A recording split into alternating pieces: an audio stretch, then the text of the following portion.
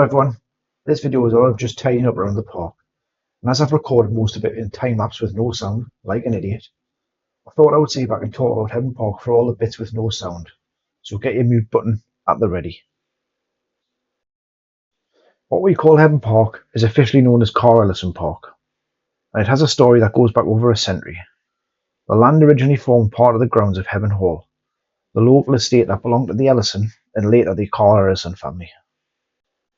In the late 19th century, the grounds were gradually opened up to the public, and in 1920, Colonel Ralph Henry Carr Ellison formally presented much of the land to the people of Hebburn as a public park.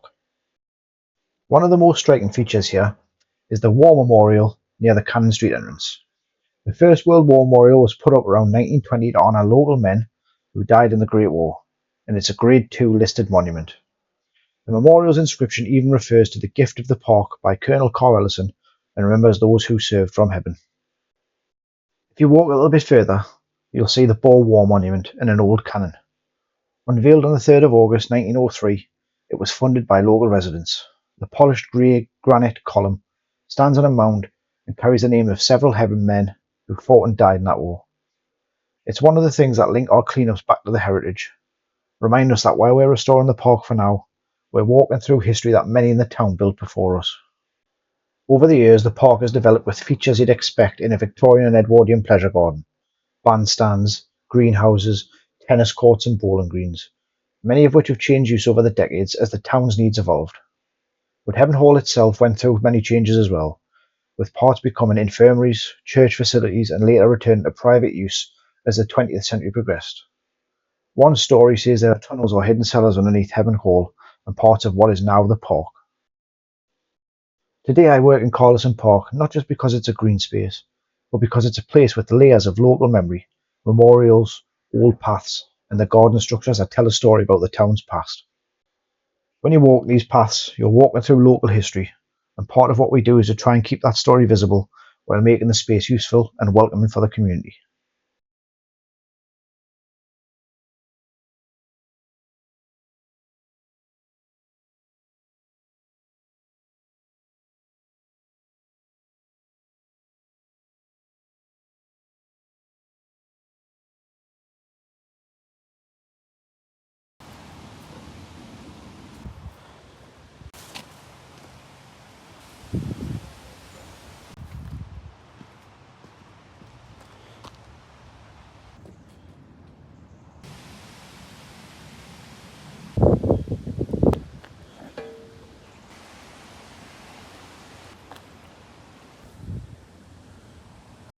This next section takes us around the cannon and the memorial, one of the most recognisable parts of Ellison Park, or as most still call it, Hebburn Park.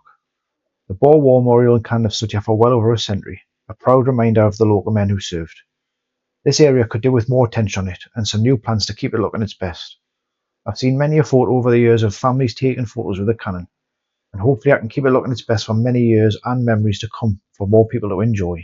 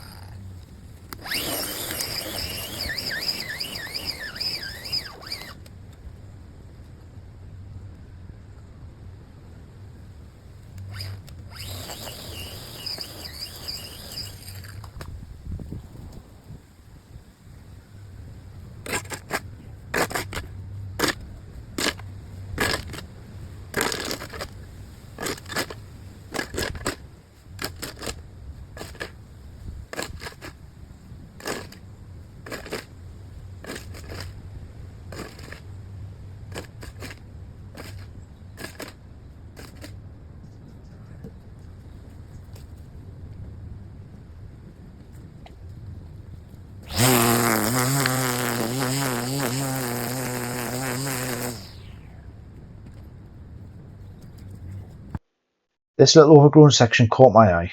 Underneath all the grass, roots and rubbish, you can still see the outline of what looks like an old path that once led up toward Ellison Hall before the fencing went in. It's small discoveries like this that remind you how much history is hidden in plain sight around the park.